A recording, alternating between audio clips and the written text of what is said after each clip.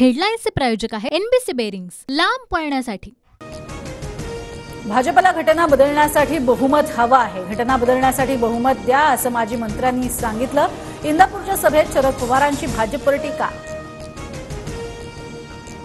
दोन पक्ष फोडून पुन्हा आलो म्हणता, हेच का तुमचं क्वालिफिकेशन? राऊतांचा फडणवीसांना सवाल। तर आमची सत्ता आल्यावर भाजप शिल्लक राहतो का तेच बघा, राऊतांचा भाजपवर हल्लाबोल।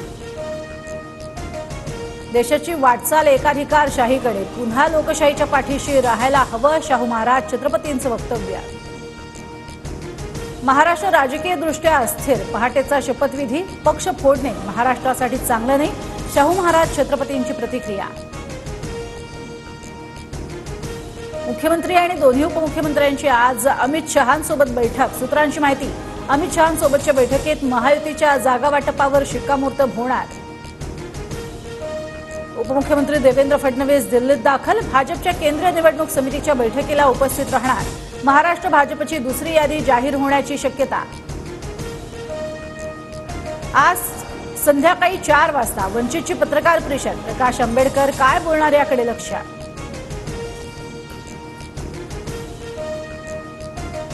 मुख्यमंत्री एकनाथ शिंदेंना अडचण होऊ नये म्हणून महायुतीतनं बाहेर पडतोय। बारामतीत मविया विरुद्ध अपक्ष अशी लढत होईल, विजय शिवतारेंचं वक्तव्य।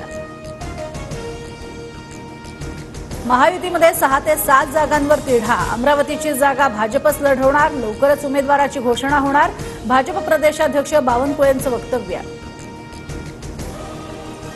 आमचे 2 आमदार असताना आम्हाला न विचारता उमेदवार जाहीर करण्याची भाषा करताय। नवनीत राणांना कोणत्याही परिस्थितीत पाठिंबा नाही, वेळ पडल्यास महायुतीतनं बाहेर पडू, बच्चू कडूंचा भाजपला इशारा।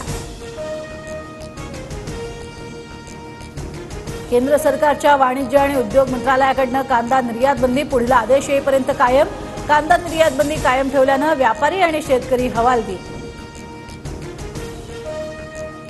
आयपीएलमध्ये आज डबल धमाका, दुपारी 4 वाजता पंजाब विरुद्ध दिल्ली, तर रात्री 8 वाजता कोलकाता आणि हैदराबादचा सामना रंगणार।